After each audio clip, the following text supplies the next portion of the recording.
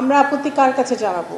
কারণ একটা নিষিদ্ধ সংগঠন, তার সংগঠনের প্রধান যে একটা অনেক ধরনের ক্রাইমে সে হয়েছে, সাজাপ্রাপ্ত আসামি, উনি কোথায় কি বলছেন করছেন সেটার তো বাংলাদেশ সরকারের সে সময় নাই সেটার মানে জবাব দেবার। ম্যারিটাইম ডিফেন্স অনেক জায়গায় তো কোঅপারেশন হচ্ছে, তো ওনারা ডেলিগেশন যে কোনো যুক্তরাষ্ট্র এবং যে কোনো দেশের ডেলিগেশন যখন বাংলাদেশের স্বার্থে বাংলাদেশের জন্য কাজ করতে আসে, সেটা তো অবশ্যই আমরা সাধুবাদ জানাই। ওনারা আসুক, ওনারা তখন সংশ্লিষ্ট মন্ত্রণালয়ের সাথে ওনারা মিটিং করবেন। অবশ্যই আমাদের যুক্তরাষ্ট্রের সাথে আমাদের দ্বিপাক্ষিক সম্পর্ক আরও উন্নত করার জন্যই তারা আসবেন।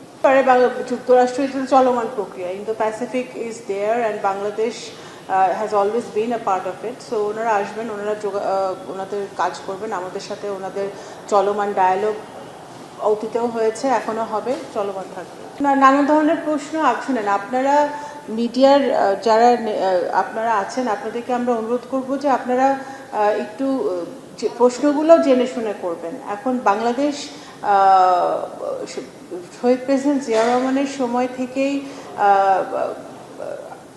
মুসলমান দেশভুক্ত ওআইসি এবং এই মাল্টিল্যাটারাল বডিতে বাংলাদেশ সবসময় একটা গুরুত্বপূর্ণ ভূমিকা রেখেছে। আমাদের এই অঞ্চলের স্টেবিলিটির জন্য, শান্তি সুরক্ষার জন্য বাংলাদেশের সরকারের মনে হয়েছে বাংলাদেশের মানুষের স্বার্থে যে এই জোটে নীতিগতভাবে আমরা সমর্থন জানিয়েছি। হ্যাঁ, এটার পরিধি কী হবে, কি পরিমাণে আমরা সংযুক্ত থাকবো সেটার কোনোই বিশ্লেষণ হয়নি। আমরা নীতিগতভাবে এই জোটের সাথে শরিক হয়েছি। এটা অন্য কোনো গোষ্ঠী বা অন্য কোনো কারো বিরুদ্ধে এটা নয়, এটা জাস্ট বাংলাদেশের স্বার্থে, বাংলাদেশের মানুষের স্বার্থে আমরা এটা এই নীতিগতভাবে আমরা এই পলিসিতে আমরা একমত। আমরা আমাদের এগেন যুক্তরাষ্ট্র সাথে আমাদের যে কোনো দ্বিপাক্ষিক এগ্রিমেন্ট সম্পর্ক যদি বাংলাদেশের মানুষের স্বার্থে হয় তাহলে আমরা সামনে আগাবো, যদি বাংলাদেশের মানুষের স্বার্থে না হয় তাহলে সেটা আমরা পুনর্বিবেচনা করব। তো এটা বাংলাদেশের মানুষের স্বার্থে যদি এটা ভালো কিছু বয়ে নিয়ে আসে, আমাদের অর্থনীতিতে ভালো কিছু বয়ে নিয়ে আসে, আমাদের সম্পর্ক গভীর করতে কোনো ভালো কিছু বয়ে নিয়ে আসে, অবশ্যই সেদিকে আমরা আপত্তি কার কাছে জানাবো?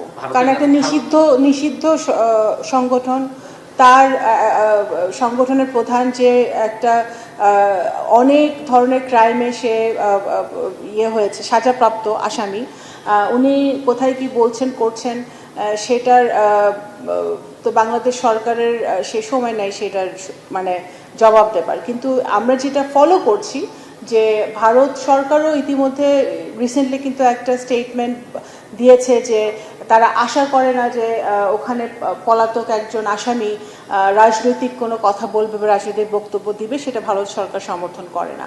এবং ভারত সরকার এই রিসেন্ট যেটা আপনি বললেন যে তারা অনলাইন মিটিং করবে বা যেটাই করবে, সেটা ভারত সরকার সমর্থন করে কি করে না সেটা ভারত সরকারকে ক্লিয়ার করতে হবে।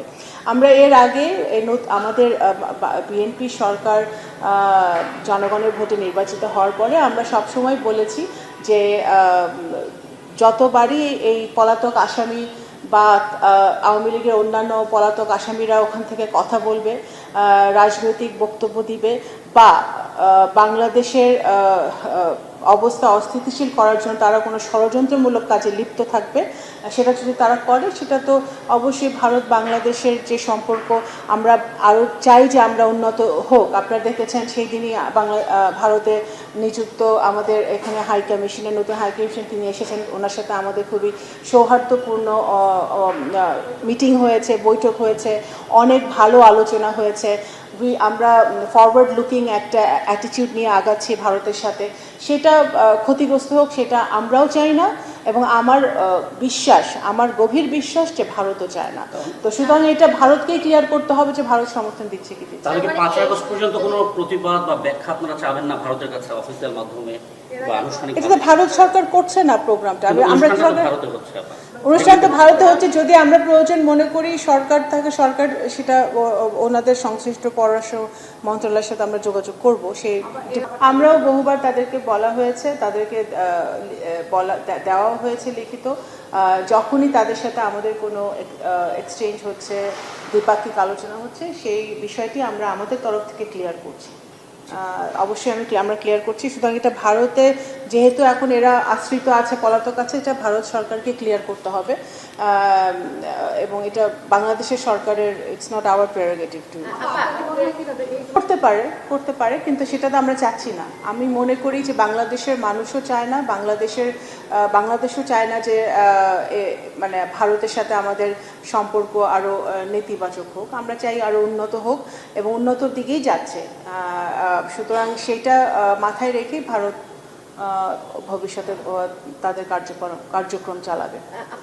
সে একটি স্বাধীন সার্বভৌম দেশ। বাংলাদেশে একটি রাজনৈতিক গণতান্ত্রিক সরকার প্রতিষ্ঠিত, এখন জনগণের ভোটে নির্বাচিত। আমরা প্রথম দিনই যখন আমি এই পররাষ্ট্র মন্ত্রণালয়ে আসি, আমি প্রথম দিনই বলেছিলাম যে বাংলাদেশ এখন মেরুদণ্ড সোজা করে দাঁড়িয়েছে।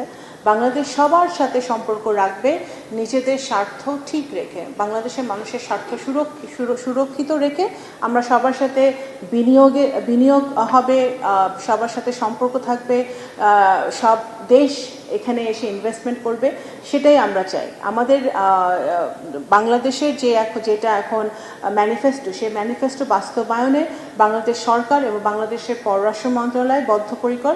সেটার জন্য আমরা সকল দেশের সাথে যোগাযোগ রাখবো। ভারত, চীন, সবার সাথে আমাদের যোগাযোগ থাকবে, সম্পর্ক থাকবে, ব্যবসায়িক সম্পর্ক থাকবে, দ্বিপাক্ষিক সম্পর্ক থাকবে, সব রকম সম্পর্ক থাকবে। সময় বলে দিবে, সেটা তো এখন আমি বলতে পারছি না। সময় বলে দিবে। ভারত ইতিমধ্যেই যখন আমাদের মাননীয় প্রধানমন্ত্রী যখন এই দায়িত্বে নিয়েছেন, উনি জনগণের ভোটে নির্বাচিত হয়েছেন, তখনও ভারতের প্রধানমন্ত্রী নরেন্দ্র মোদীর কাছ থেকে একটি দাওয়াতপত্র এসেছিল। উনি তাকে ফ্যামিলি সহ উনি ইনভাইট করেছিলেন। এখন আবার ব্রিক্সের জন্য একটা ইনভিটেশন এসছে। অবশ্যই মাননীয় প্রধানমন্ত্রী তো বাংলাদেশের কাজে প্রতিদিনই উনি 24 ঘন্টায় ব্যয় করছেন, তো উনি সেটা সময় বলে দিবে কখন, কোথায়, কিভাবে উনি কোন দেশে উনি সফর করবেন। একটা প্রশ্ন ভারতে উত্থাপিত হয়েছে, এই যে চিঠিটা যেটা আপনারা পররাষ্ট্র মন্ত্রণালয় প্রধানমন্ত্রী দপ্তরে পাঠিয়েছেন, সেটা কি ব্রিক্সের সভাপতি হিসেবে নরেন্দ্র মোদী দাওয়াত দিয়েছেন, নাকি ভারত